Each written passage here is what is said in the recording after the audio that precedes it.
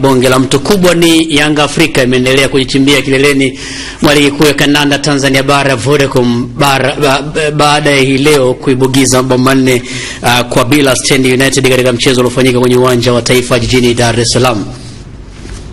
Haruna Niyonzima Kauzurste Chirwa apiga tenga Chirwa. Yanga katika mchezo huu ambao ulionekana kutokuwa mgumu kwao walianza kuandika bao la kwanza mapema kupitia mshambuliaji wao Donald Ngoma dakika 17 ambaye aliunganisha mpira wa kichwa kufuatia cross maridadi ya Simon Msuva. Stand United walijaribu kutengeneza baadhi ya nafasi, lakini wachezaji wa safu ya ushambuliaji haikuwa makini, kwani mipira mingi walipiga nje ya lango la Yanga. Mshambuliaji wa Yanga Simon Msuva aliongeza bao la pili baada ya kuchambua vyema ngome ya Stand United na kuandika bao la pili dakika 26, ambapo timu hizo zilienda mapumziko kwa Yanga kuwa na mabao mawili kwa bila.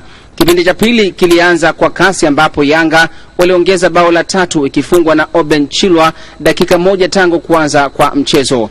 Yanga ilizidi kushambulia zaidi, kwani dakika ya 57 walipata penalty baada ya Simon Msuva kufanywa madhambi, ambapo penalty hiyo iliyotambawa baada ya Msuva mwenyewe kupiga shuti kubwa lililopaa juu ya lango. Beki ambaye kwa muda mrefu hakuonekana uwanjani, Nadir Harub Kanavaro, aliandikia bao la 4 timu yake dakika ya 6 hadi mwisho wa mchezo. Yanga waliibuka na ushindi huo nono. Rajab Chwaya, Dar es Salaam. Kamati ya michezo